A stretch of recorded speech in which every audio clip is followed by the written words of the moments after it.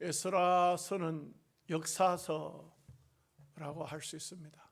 그래서 구약 성경이 창세기, 출애굽기, 레위기, 민수기, 출애굽기, 창세기, 출애굽기, 레위기, 민수기, 신명기까지가 율법서이죠.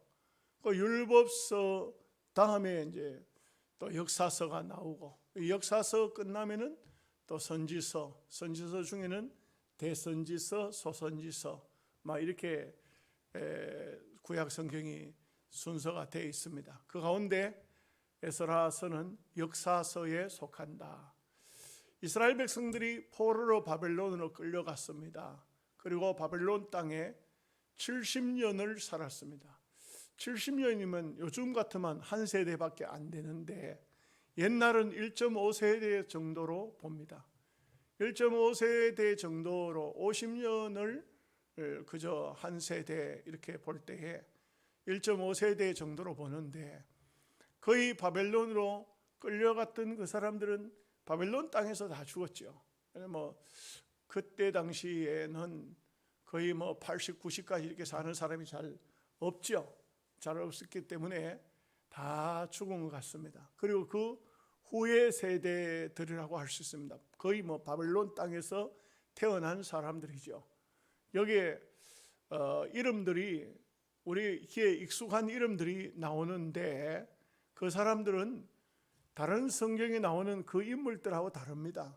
이름이 똑같을 뿐이지. 벌써 아마 앞에 있는 역사서 속에 나오는 인물들은 다 죽고 다음 세대들이라고 할 수가 있겠습니다. 한 세대가 다 지나간 것입니다. 대체적으로 한 세대가 지나가면 사사기서 성경을 보면 하나님을 모르는 경우가 있는데, 그렇잖아요. 사사기서 성경을 보면 그들이 또 범죄한지라, 또 우상을 섬긴지라, 다음 세대는 여호와를 알지 못하였더라, 이렇게 나오잖아요. 많이 나오잖아요. 그런데 이 사람들의 입장은 그렇지 않습니다. 바벨론으로 끌려가서 우리가 성경을 보면 그발 강가에 주로 강가에 살았는데 얼마나 그들이 마음에 결심했는지 그 시편에 나와요. 그발 강가에 살 때에 소위 바벨론 사람들이 너희들 여호와의 백성이 아니냐? 여호와의 노래를 한번 불러봐라. 찬송 한번 불러봐라. 이러는 거예요. 그런데 그들이 이방 땅에 있으면서 우리가 여호와의 노래를 부를진대 내 혀가 천장에 붙을 것이다. 아주 그 이방 땅에 포로로 끌려가 있으면서 소위 우리로 말하면 한이 맺힌 겁니다. 왜 우리가 하나님을 섬기는 사람이 이 악한 바벨론 땅에 끌려와야 되느냐? 왜 끌려와야 되느냐? 그런데 끌려오게 된 이유를 그곳에 가서야 깨닫습니다. 하나님을 섬기지 못하고 우상을 섬기고 죄를 지었다 이거죠. 이렇게 하면은 망하지 않습니까? 여러분, 이 이스라엘, 통틀어서 이스라엘이라고 말하지만 사실 10지파가 북쪽으로 가버렸기 때문에 북쪽을 이스라엘이라고 말하고 남쪽에는 유다지파, 레위지파 이렇게만 남았어요. 그런데 이렇게만 남으니까 남쪽을 유다 이름을 따가지고 남쪽을 유다지파라고 그래요. 그런데 북쪽 이스라엘 지파는 정통 지파가 아니에요. 제사장도 없지요. 이 유다 지파는 다윗 지파거든요. 그래서 하나님께서 다윗 지파에게 이 다윗의 뿌리가, 다윗이 영원히 망하지 않을 것을 다윗에게 약속을 하셨다고요. 그러니까 이 유다 지파는 존속이 돼요. 근데 북쪽은 이스라엘 지파라고 하고 12지파 중에서 10지파, 나중에는 9지파 반 이렇게 됐습니다만, 이 지파들은 이게 뭡니까? 뭐라죠? 뿌리가 없는 거예요. 뿌리. 유다 지파는 왕의 뿌리가 있잖아요. 그 지파에서 왕이 계속 나와요. 정통 지파예요. 그런데 북쪽에는 정통 지파가 없으니까 너도 나도 왕을 하는 겁니다. 어떻게 해요? 반란을 일으키고 힘이 있으면 정권을 잡는 겁니다. 그 나라가 맨날 뒤집어지죠. 그러니까 그 나라에는 제사장이 없으니까, 제사장이 없을 뿐만 아니고 엘리야와 엘리사 외에는 선지자도 옳은 선지자가 안 나와요. 뭐 겨우 해봤자 오바다라는 선지자가 아합의 궁궐 속에 있었어요. 이런 오바다 같은 사람은 엘리야와 같은 그런 선지자는 전혀 아니에요. 그 볼 때에 살펴보면은 오바다 같은 경우는 아합이 주는 곡물로 먹고 사는 사람 아닙니까? 하나님의 선지자지만 이런 것을 볼 때에 그래서 우리가 참 계산하거나 이해할 수가 없는 것이 우리가 가끔은 보면은 우리 뭐 지금 대한민국도 보면은 나라가 자경화됐다고 정치하는 사람에서 과음을 지르고 막 이 나라는 그냥 때려 부숴야 된다고 이렇게 말하는 그런 사람이 있는 반면에 이 나라의 국가에 기도하고 이 국가에 헌신하는 주의 종들도 있잖아요. 어떻게 잘된 거고 어떻게 잘못된 겁니까? 성경에도 보면은 다니엘도 이방 나라에 충성했어요. 그 바벨론 임금 악한 임금이에요. 그런데 그거 충성했습니다. 요셉도 어디다 충성했습니까? 애굽 임금에게 충성을 했어요. 여러분 에스더서에 나오지만 에스더가 이스라엘 나라의 왕후가 된 게 아니고 이방 나라의 왕후가 된 거예요. 근데 이제 우리는 성경의 세월이 흐르고 역사가 지나고 난 다음에 다니엘도 좋아하고 요셉도 좋아하고 에스더도 좋아하잖아요. 이게 어떻게 된 겁니까? 우리는 뭐 어떤 사람은 제가 이런 얘기 한다고 저한테 그런 말을 하더라고요. 목사님이 박병성 목사는 말을 바꿔탔다고 이렇게 말합니다. 말을 바꿔탔다 이 말은 내가 보수주의 하다가 좌측으로 가버렸다 이 말, 우측에 있다가 좌측으로 가버렸다 이렇게 말을 하는 거예요. 그 되게 섭섭한 말이더라고요. 그래서 내가 내 마음을 내가 속을 뒤집어 보여줄 수도 있는 것도 아니고, 그런데 중요한 것은 북쪽은 뿌리가 없으니까, 근본이 없으니까 영적으로 확실하게 제사장이나 선지자가 그들을 확 영적으로 이끌어올 사람이 없어요. 왕은 자꾸 바뀌지만 왕이 자기 정치 한 세대 잘 해먹고 끝나지, 백성들을 왕들이 영적으로 그들을 지도하느냐, 먼 장래를 내다볼 수 있느냐 하면 그거는 아니거든요. 그 결국 어떻게 됩니까? 아수르의 이 유다 보다가 아수르의 나라에 의해서 이 이스라엘 나라가 먼저 망했어요. 먼저 망했는데 세월이 흐르고 보니까 아수르는 흔적도 없이 사라져 버렸어요. 아수르의 포로로 간 이스라엘 백성은 흔적도 없이 사라져 버렸어요. 나중에 그 사람들이 돌아왔는데 그 사람들이 돌아와서 사는 땅이 어디였습니까? 사마리아잖아요. 자기들 고향으로 돌아왔잖아요. 그 사마리아거든. 그런데 바벨론에서 돌아온 사람들은 맨 옛날 살던 유다 성전 있는 예루살렘 이걸 중심으로 사는데, 그래서 사마리아 사람들을 개들로 취급하는 거예요. 저것들은 인간이 아니다. 저거는 개다 개. 이방인들과 섞여 살던 저 인간들 저게 무슨 뭐 하나님 백성이냐, 막 이렇게 조롱을 하고 했던 것이죠. 이 바벨론 땅에서 돌아오는 얘기가 이 에스라서에, 느헤미야서에, 또 그 속에서 살던 얘기가 에스더 속에 나온다고요. 우리가 이 세 권을 연달아서 공부를 할 것입니다. 이 에스라서 같은 경우는 실제 뭐 성경이 만만한 성경이 어디 있겠습니까? 하면은 에스라에도 돌아오는 귀환에 들어올 때 많은 사람이 돌아오거든요. 뭐 처음에 1차로 돌아올 때도 한 5만 명 정도가 돌아와요.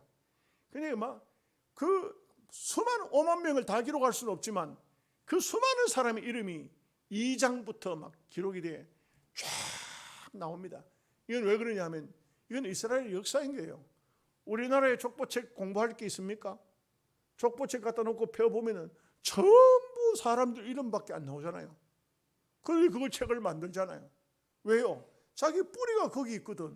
그걸 찾아야 되잖아요. 우리의 뿌리, 여러분 족보책 있습니까?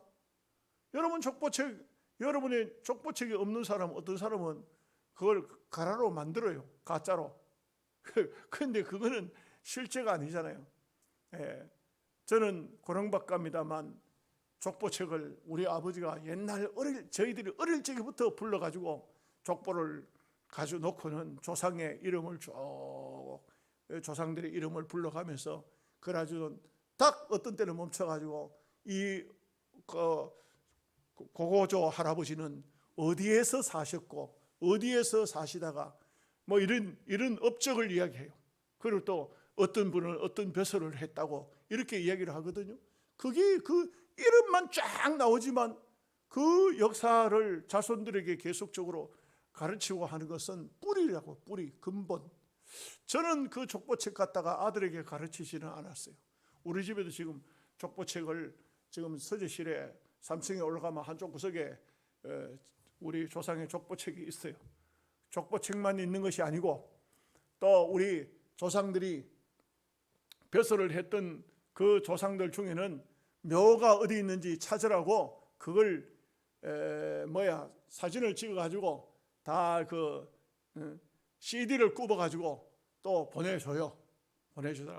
그 영양에도 박가들은 뭐 성씨가 다 무슨 박가 해도 다 한 일가라 해가지고 영양에 사는 박가들이 전부 종친회를 한 번씩 해요. 내보고도 오락하는데 참 가면 좋기는 좋겠는데, 야, 여러분, 저 그리스도교회 박재서 장로가 목사님 꼭 오셔야 됩니다. 목사님 꼭 오셔야. 그 내가 잘 알거든요. 그 종친들이 모여놓으면은 거기 가가지고 목사님 갈 사람 없습니다. 학렬대로 따져가지고 조카 왔는가 이러지요. 또 어떤 사람이 낯도 모르는 사람이 아이고 삼촌 오셨네 이렇게 할 수도 있어요. 예? 그 목사가 거기 가서는 종친회 가가지고는 목사 노릇을 못합니다. 그래서 가지는 않았습니다만 뿌리입니다. 뿌리. 그런데 북쪽 이스라엘은 그런 것이 하나도 없었어요. 그냥 망하니까 그냥 끝나버렸어요. 그래서 아무것도 없는 겁니다. 남쪽은 포로로 끌려갔지만 절실히 느낀 것이 우리가 하나님을 잘 못 섬겼어. 이 갈대아 땅까지 끌려왔다. 그러니까 그 마음속에 얼마나 절실함을 가지고 기도하고 후손들에게 가르쳤던 것이죠. 그랬더니 이 사람들이 바벨론 땅에서 참 시간이 지나고 세월이 지나면서 이 유대인들이 참 지도한 사람들이 많아요. 유대인들은요 보통 지도한 게 아니에요. 지금도 어느 나라에 들어가든 간에 유대인들이 들어가면 그 나라에 얼마 정도 지나면은 그 나라를 거의 우리 여기 이 대한민국까지는 거의 잘 유대인들이 많이 안 들어옵니다. 서울에 가면 유대인들 모이는 회당이 있기는 있는데 그런데 많이 안 들어옵니다. 미국이나 영국이나 프랑스나 러시아나 그 대국들 속에 들어가 가지고는요 기술 분야에 이게 머리를 써서 먹고 사는 그런 분야에 유대인들이 많이 들어가요. 그래서 고급 인력들이 많이 있다 이 말이에요.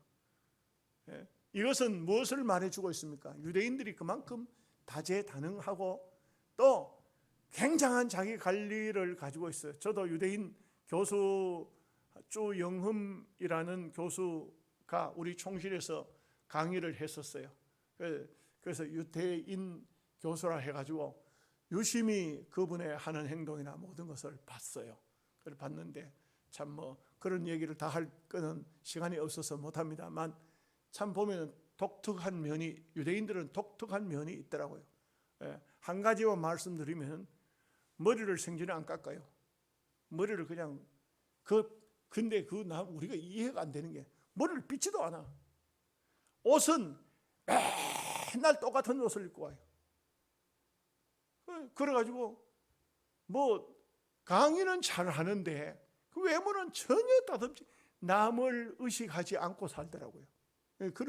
물론 그 한 사람 가지고 유대인들을 평가를 할 수 있는 것은 아닙니다. 그 사람은 그리스도인도 유대인 정통 유대인이라기보다도 아마 벌써 이 한국 땅에 와서 사는 디아스포라지요.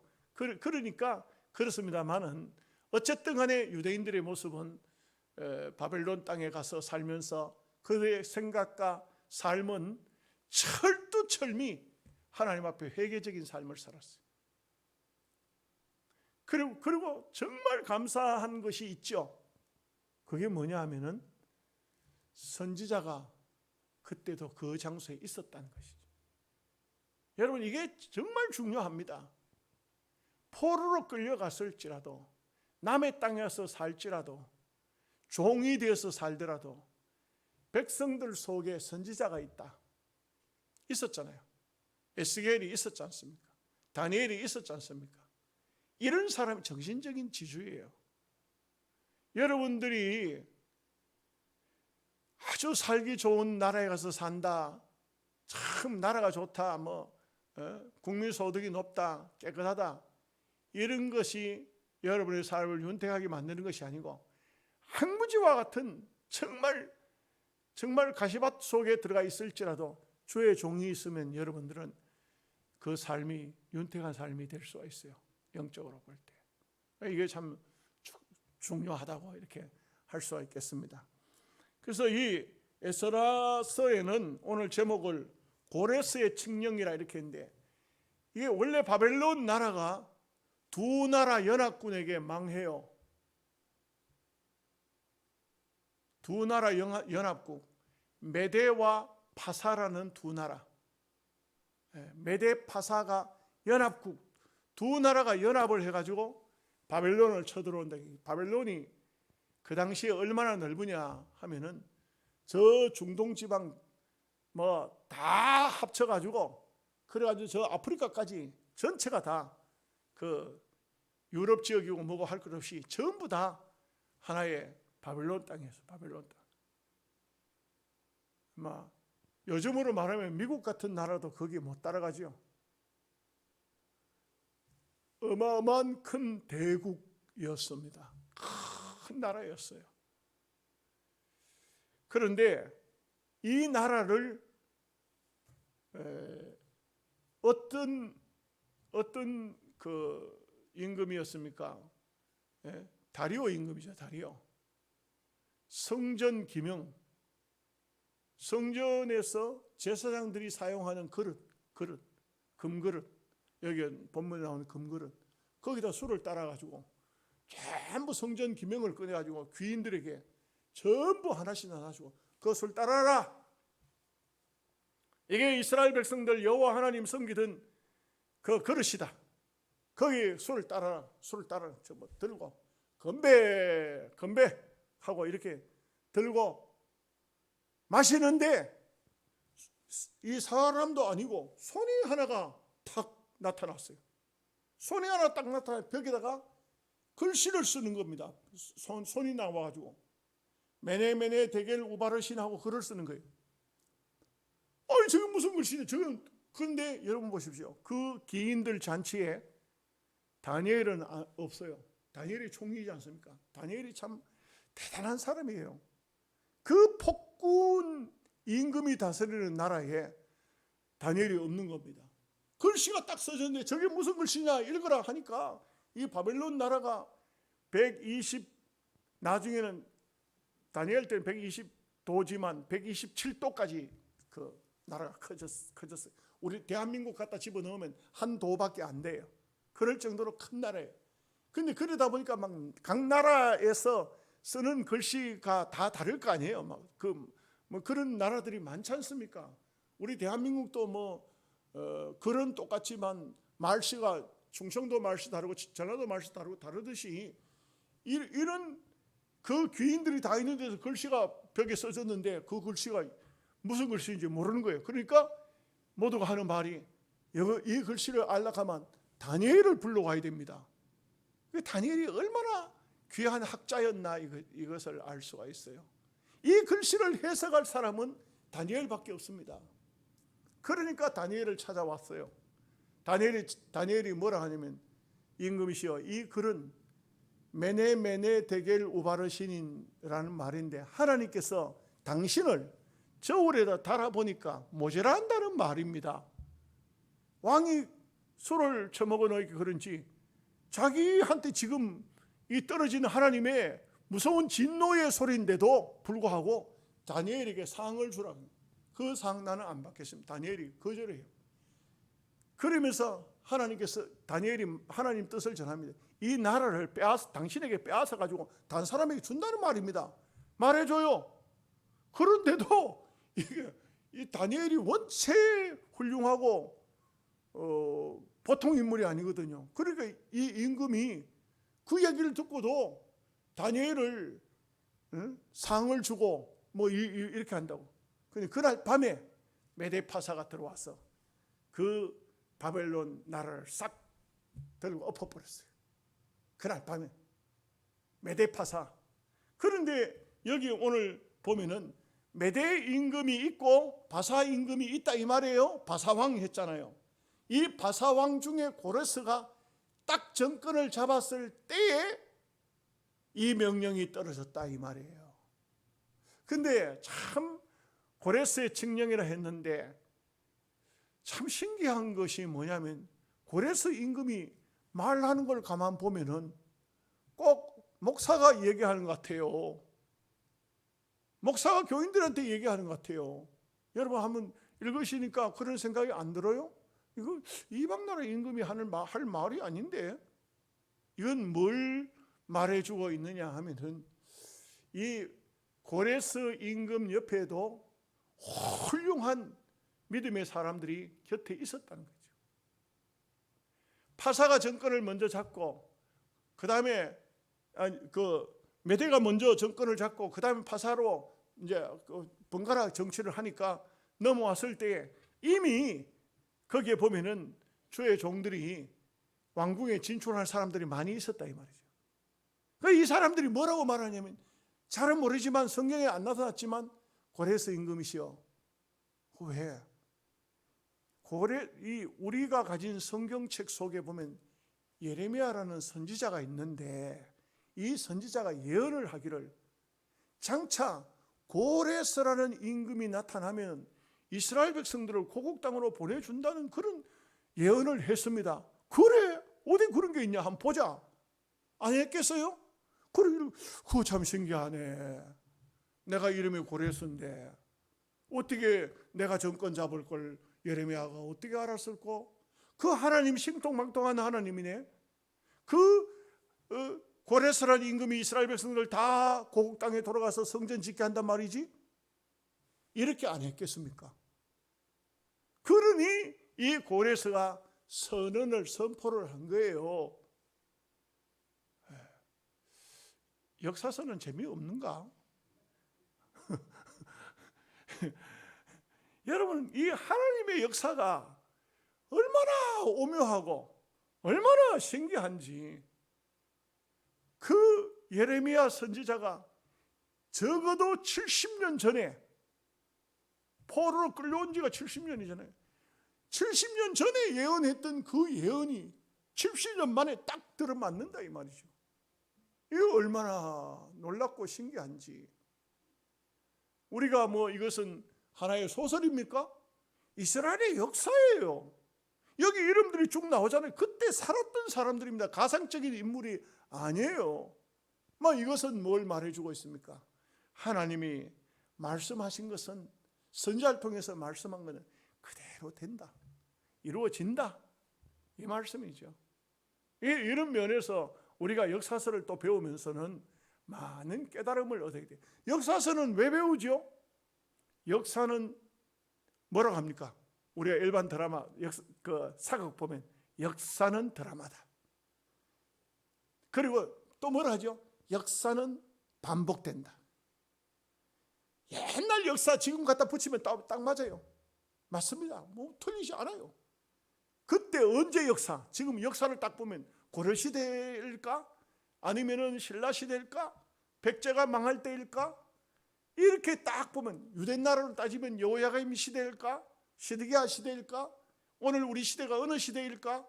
그 역사 속에 갖다 붙이면은 어느 역사든 간에 우리 대한민국 지금 현재 역사가 그 속에 들어간다니까요. 이것이 역사서를 배우는 중요한 우리가 의미라고 할 수가 있습니다. 자, 시간이 많이 가니까 이제 본론으로 보죠. 1절 말씀을 다 함께 같이 읽겠습니다. 같이 읽습니다. 바사왕 고레스 원년에 여호와께서 예레미야의 입을 통하여 하신 말씀을 이루게 하시려고 바사왕 고레스의 마음을 감동시키시매 그가 온 나라에 공포도 하고 조소도 내려 이르되. 참 하나님의 역사가 일어날 때는, 하나님의 큰 역사, 큰 계획이 성취될 때는 꼭 빠지지 않는 소리가 있어요. 그게 뭔지 아십니까? 감동시키심에. 왜 이렇게 아멘을 안 할까?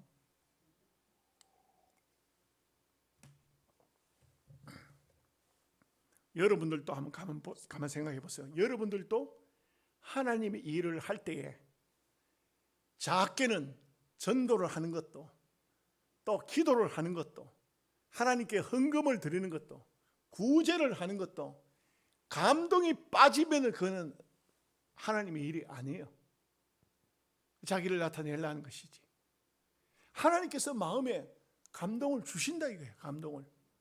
감동 안 받으면 일을 할 수도 없고 해도 기분 나빠. 꼭 뺏긴 것 같아. 그런데 감동이 되면은 내 모든 것을 하나님께 다 드려도 아깝지가 않아. 감동이 되느냐 안 되느냐, 하나님의 일에는 모든 방면에 감동이 있어야 돼요. 그렇죠? 장로님 아멘 하십니다. 그렇습니다. 우리가 하나님의 교회를, 내가 참 중직자로 섬기는데 내가 어떻게 섬기면 될까, 이런 마음이 한번 들기 시작하면, 이렇게 하면 하나님께서 기뻐하시겠다. 그게 감동이거든요. 그게 성령의 감동이. 기도할 때 그 감동이 오든지, 말씀을 읽을 때 그 감동이 오든지, 목사를 통해서 설교를 듣다가도 그런 감동이 오잖아요. 그게 하나님의 역사를 이룬다니까요. 여기 고레스 임금에게도 마음을 감동시키심에, 이게 참 중요한 단어라고 생각합니다. 저는 신앙생활 하는 사람이 감동이 없으면 안 돼요. 날마다 감동에 취해서 사는 것은 아니죠. 그렇죠? 그러나 시시로 가끔씩 감동이 와야 됩니다. 내 마음속에 감동이 있다는 것은 성령이 역사하고 계신다는 것이죠. 저는요, 어떤 때는 보면은 누군가에게 특송을 부르잖아요. 근데 마음에 감동이 올 때도 있어. 기도할 때도 내 마음에 감동이 올 때가 있어. 다 오는 것은 아니지만 어떤 분이 기도할 때 마음속으로 아멘, 아멘, 아멘입니다. 그 기도가 내가 하는 것 같아. 내 마음하고 똑같은 것 같아. 감동이 와요.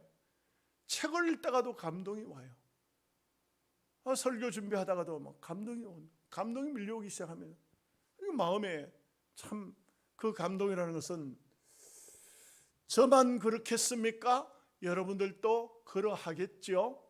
네, 그렇습니다. 저는 볼 때 하나님의 사람이라면 여기 불신앙인도 하나님이 쓰실 때는 감동을 주셔서 쓰시는데, 우리는 하나님의 사람이라면 감동을 받아야 됩니다. 감동을 받았기 때문에 그가 정치하면서 가장 먼저 유다인들 고국으로 돌아가도 좋다. 이거는요, 이 세상에 그 누가 자기가 왕이 되면 더 나라를 더 크게 만들고 싶고 백성을 더 많게 만들고 싶고 더 잘되게 하고 나라가 부강하도록 만들지, 자기들 보물 가지고 자기 고향으로 돌아가는 걸, 그걸 좋아하겠습니까? 이거는 성령의 감동이 아니고는 절대로 이렇게 할 수가 없어요. 절대 이렇게 할 수 없어요. 저는 우리 한국교회 목사님들도 보면서 제가 이찬수 목사 얘기를 했습니다만, 그런 분은 제 생각입니다. 여러분 혹시 다를 수도 있어요. 제 생각에는 대한민국에 이만한 목사는 없다, 그렇게 보입니다. 자기가 다 교회 크게 키워가지고 전부 내 생애 동안은 뭐 어떤 목사는 그랬잖아요. 세계 1등 가는 교회 만들겠다고 그냥 막 지방에 있는 교인들까지 다 서울로 불러 모아가지고 50만 명 모인다, 80만 명 모인다 이랬잖아요. 그런데 이 이찬수 목사는 자기 교회 부목사를 전부 훈련시키고 아주 부목사를 막 반 죽이더라고요. 반 죽여. 이찬수 목사는 우리 합동축 목사예요. 반 죽여. 막 얼마나 훈련을 강하게 시키는지 그래 시켜가지고는 전부 교회를 떼내줬어. 전부 교인들 보고도요, 딱 숫자 정해. 당신들은 이쪽 교회가, 여기 본당에 오지 마. 우리 교회, 우리들 교회 오지 마. 그 부목사 거기 가서 봉사해. 그거 다 떼내줬어요. 너무 그거는 저는 볼 때 대한민국 역사에 이런 역사는 없어요. 이런 역사. 나는 그때부터 굉장히 존경스럽더라고. 야, 이런 목사님도 있구나. 아니, 저는 수많은 책을 읽어봤지만 이 세계 역사 속에도 그런 목사는 없는 것 같아요. 그런 목사는 없는 것 같아요. 있습니까, 여러분? 이야기 들어본 적이 있어요? 없는 것 같아요. 교회를 엄청 나눴어요. 뭐 그냥 개척교회 하나 해가지고 그 거리가 먼데 거기서 예배 드리시오, 이런 정도가 아니야. 전부 다 갈라가지고 그 부목사를 전부 다 내보냈어요. 다 내보냈어요. 와, 몇 개더라. 숫자를 정확히 모르겠어요. 엄청나게 교회를 많이 갈랐어요.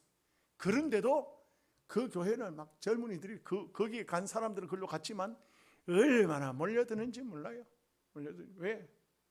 이 시대가 그런 시대 아닙니까? 목사라고 다 목사예요? 그런 시대가 아닙니까? 그러니까 막 사람들이 막 몰려드는 거예요.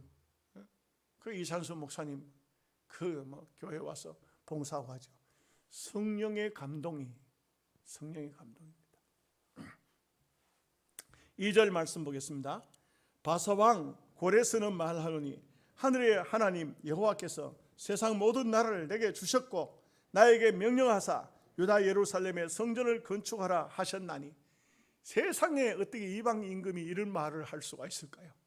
하나님께서 내게 말씀하셨다. 예? 여러분, 세상 모든 나라를 내게 주셨다. 자기가 죽기 살기로 군사들 이끌고 들어가서 바벨론 나라를 때려 부수고 나라를 빼앗았지. 그런데 이 사람은 주변에 틀림없이 이 느헤미야서에 보면 느헤미야가 나와요. 느헤미야가 누구냐면 임금 옆에서 식사 간섭하는 그런 사람인데, 그거 보면 임금 앞에서는 얼굴이 수심이 된 얼굴이 나오면 안 되거든요. 그런데 느헤미야는 그런 얼굴을 하고 있다. 임금이 물었지 않습니까? 네 얼굴이 왜 그러냐? 우리 고향에 다녀온 사람들이 성문은 다 부서지고 성전은 다 뜯기고 나라가 항폐됐다 하니까 내가 며칠 동안 밥도 못 먹고 잠도 못 자고 울었습니다. 이 이야기를 듣고 임금이, 보통 폭군들 같으면 내 이놈, 어디 감히 공무를 집행하는 자가 얼굴에 임금 앞에서 수심이 가득하냐? 너는 물러가라! 한마디로 끝나버리죠. 그런데 임금이 느헤미야의 말을 듣고 전부 이스라엘 백성들을 돌려보내주는 얘기가 또 느헤미야서 우리가 배워보면 또 나올 거예요. 애어몽을 말합니까? 여러분, 우리가 이렇습니다. 실제적으로 예수 믿는 성도들이 잘 살아야 됩니다. 정말 진실되게 믿음으로 잘 살아야 됩니다. 다니엘 같은 사람 보십시오. 다니엘이 사자굴 속에 떨어졌을 때 다리오 임금이, 그 폭군입니다. 그 사람이 밤잠을 안 자요. 음악을 그치게 합니다. 그리고 새벽녘이 돼서 그 사자굴 앞에 와가지고 다니엘아, 울음 섞인 소리로 다니엘아, 다니엘아, 네가 섬기던 하나님이 과연 너를 지켜주시더냐? 이 울부짖잖아요. 그 하나의 신하, 이방 땅에서 끌려온 한간 출신 장관, 총리, 이를 얼마나 아낍니까? 우리가 잘 살아야 됩니다. 정말 잘 살아야 돼요. 그래야만 임금을 감동시킬 수 있는 사람이 돼야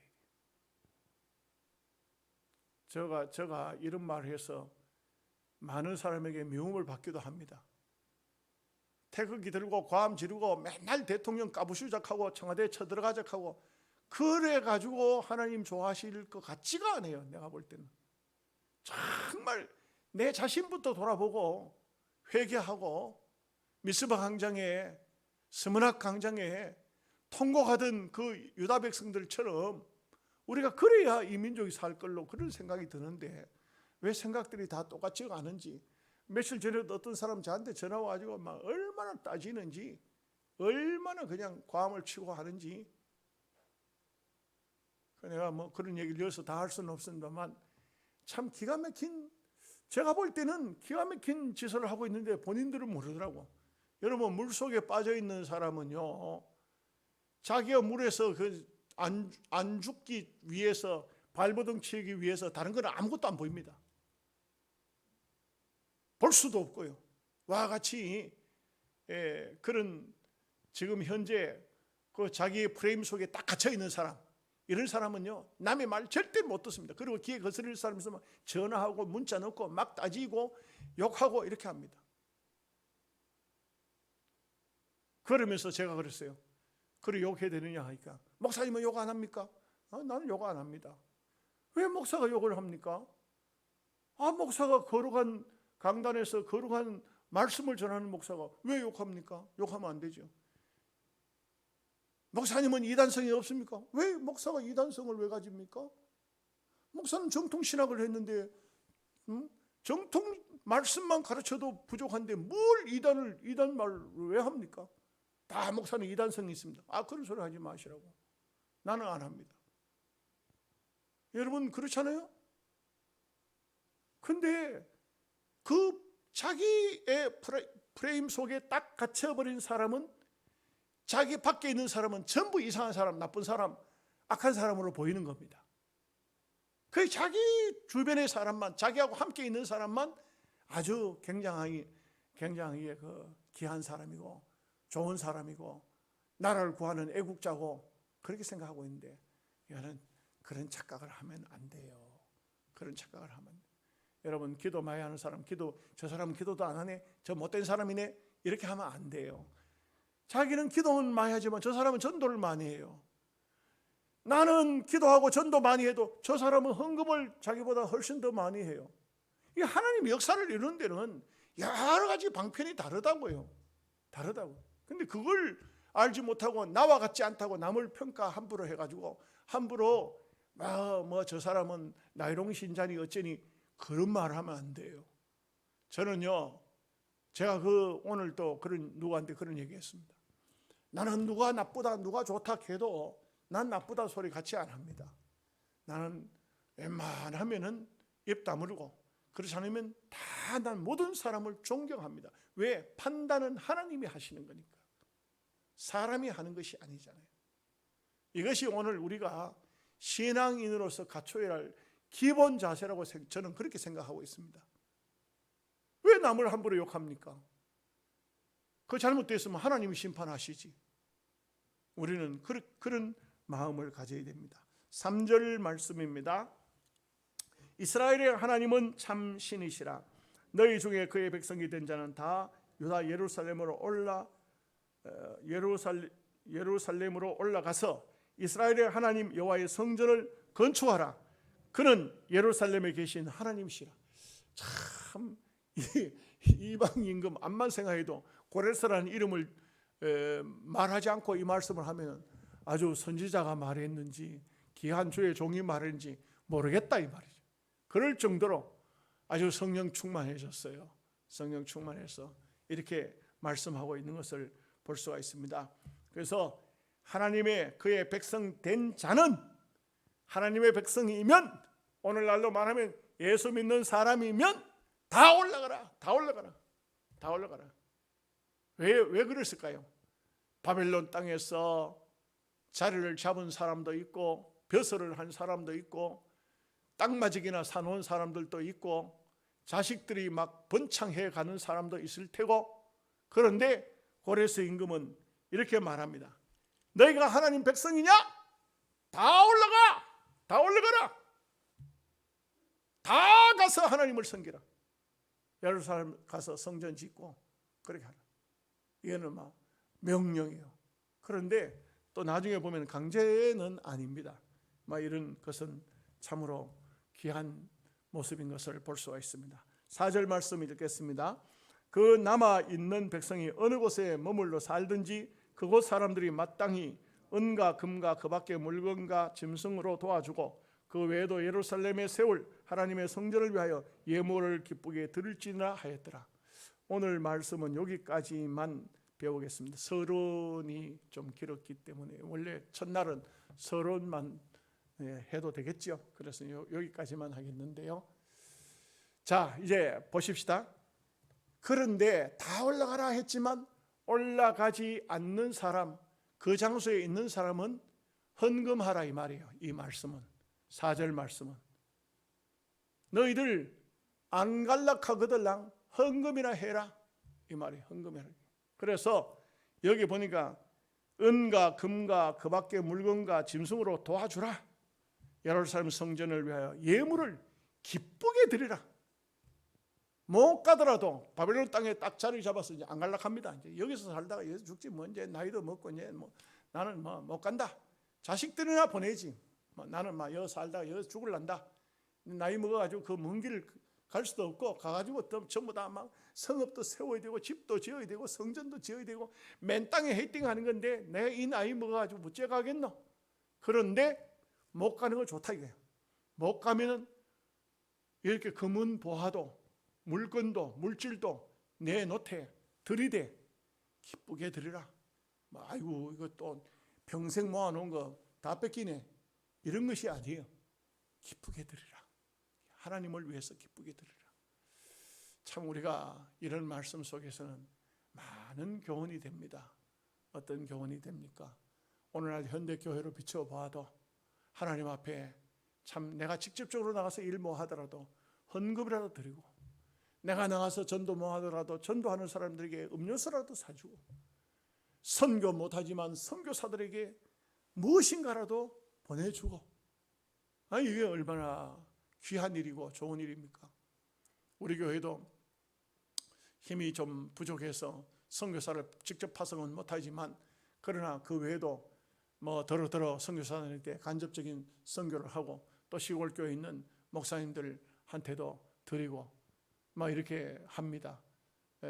더러 장로님들이 목사님 이거 선교사님 위해서 주의 종들을 위해서 쓰십시오 하고 그러나 그거 내가 안 씁니다. 다 주의 종들에게 보내드리고 합니다. 또 선교부에서도 1년 살림 살고 나니까 돈이 좀 남았습니다. 도웁시다. 얼마나 감사합니까? 이것은 그분들이 나가서 열심히 일하고 달란트 비율로 따질 때 5달란트, 2달란트 또 남기죠. 1달란트 가진 사람이 제일 나쁜 게 뭐냐면 땅속에 묻어둔 거죠. 1달란트 가지고 자기가 못할 것 같으면 5달란트, 2달란트 가진 사람에게라도 줘야 될 거 아니에요. 더 남기도록. 그럼 우리가 그거예요. 우리가 선교 못하면은 선교사들 돕기라도 해야 되지. 우리가 시골 교회 못 섬기면은 그 할머니 할아버지들 몇 명 앉혀놓고 설교하고 있는 그 목사님들에게 도섭이라도 보낸다는 것이 우리 선교비의 목적이 아니겠습니까? 네, 이것은 참으로 귀한 말씀이 아닐 수 없습니다. 예루살렘까지 그 먼 거리를 못 간다. 바벨론 땅에서 어디 가서 살았냐? 그발 강가니까 얼마나 멀어요. 그 먼 거리 그 당시는 뭐 계속 말을 타고 간다 할지라도 나귀를 타고 간다 할지라도 상당히 먼 시간을 가야 되니까 노인들 뭐 몸이 병든 사람들 이런 사람은 우리는 못 갑니다. 우리는 못 갑니다. 그렇지만 헌금은 드리겠습니다. 헌금은 드리겠습니다. 이게 얼마나 귀한 일이고 아름다운 일입니까? 우리가 이 말씀 속에서 많은 교훈을 받고 우리도 참으로 각기 신앙도 다르고 얼굴도 다르고 다 다르지만 한 방향으로 가는 사람들입니다. 그렇잖아요? 한 방향. 이제 2장에 가서 보면 돌아오는 사람들, 제가 설교를 준비를 해놨어요. 2장도 돌아오는 사람들 한 방향으로 가는 거예요. 이게 중요합니다. 저나 여러분이나 한 방향으로 가고 있습니다. 아멘 하십니까? 서로 돕고 위로하고 격려하고 해야 되는 것이 우리는 가는 목적지가 똑같은 장소예요. 그리고 참으로 귀한 것이 같이 한 시대에 같이 태어나서 한 시대에 같이 신앙생활을 하고 있잖아요. 우리는 더 귀합니다. 왜요? 한 교회에서 신앙생활을 하고 있잖아요. 예수 믿는 사람은 다 귀한데 그 천국으로 가니까 다 귀한데 그 중에서도 우리는 더 귀해요. 마스크 썼지만 옆 사람한테 막 인사합시다. 코로나 환자 없겠죠? 당신은 진짜 귀한 사람입니다. 인사 한번 해봐요.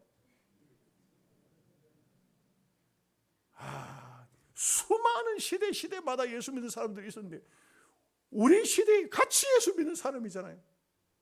이게 얼마나 소중한 사람이고 얼마나 귀한 사람이에요. 에스라서를 통해서 다시 한 번 더 민족의 동질성, 민족의 하나됨, 이 마음 우리가 더 가질 수 있기를 주님의 이름으로 축복합니다. 기도하겠습니다.